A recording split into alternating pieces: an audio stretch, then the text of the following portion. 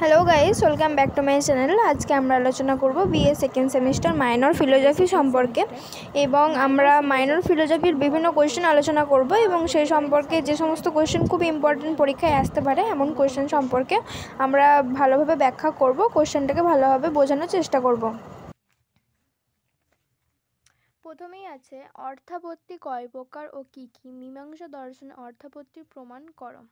কোয়েশ্চেনের মান আছে 10, অর্থাৎ 5+5, মানে এই কোয়েশ্চেনটা 5, আবার এই কোয়েশ্চেনের পার্টটা লিখলে এটা 5, মানে 5+5 করে ভাগ করা আছে। তো প্রথমের কোয়েশ্চেন পড়া যাক। ভারতীয় দর্শনে প্রমা বা যথার্থ জ্ঞান লাভের উপায়কে বলা হয় প্রমাণ। মীমাংসা দর্শনে অর্থাপত্তি হলো যথার্থ স্বতন্ত্র জ্ঞান লাভের উপায় বা প্রমাণ। স্বীকার করা হয়েছে অর্থাপত্তি শব্দের অর্থ হচ্ছে আর্থস্য আপত্তি, অর্থাৎ কোনো বিষয়কে ব্যাখ্যা করতে গিয়ে যে অর্থের যে কল্পনা করা হয় তা হচ্ছে অর্থাপত্তি।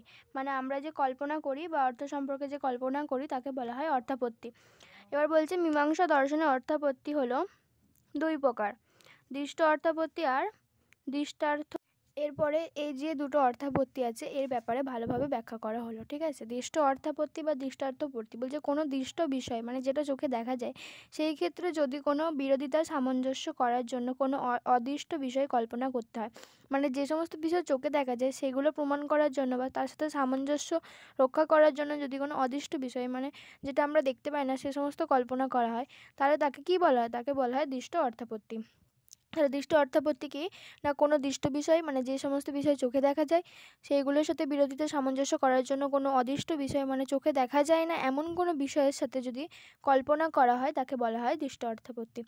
যেমন দেবদত্ত দিনের বেলায় আহার করেন না, অথচ তার স্থূলকায় শরীরকে দেখে কল্পনা করা হয় যে দেবদত্ত রাতের বেলায় আহার করেন।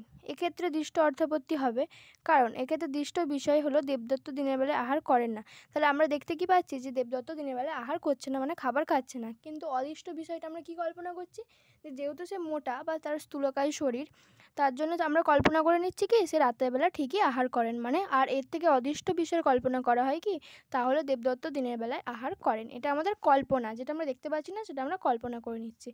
এই ধরনের অর্থাপত্তি বা এই ধরনের বিষয়কে বলা হয় দৃষ্ট অর্থাপত্তি। সেকেন্ড, শ্রুত অর্থাপত্তি বা শ্রুতার্থপত্তি, অর্থাৎ কানে আমরা যে সমস্ত জিনিস শুনি, কোনো বাক্য শ্রবণ করার পর কোনো শব্দের অর্থ বোঝাবার জন্য কল্পনা দ্বারা যে অর্থাপত্তি প্রয়োগ করা হয় তা হচ্ছে শ্রুত অর্থাপত্তি। মানে কোনো বাক্য যখন আমরা কানে শুনি বা কোনো বাক্য যখন শুনি সেইগুলো শব্দের অর্থ বোঝাবার জন্য যে সমস্ত জিনিস কল্পনা করা হয় তাকে বলা হয় শ্রুত অর্থাপত্তি।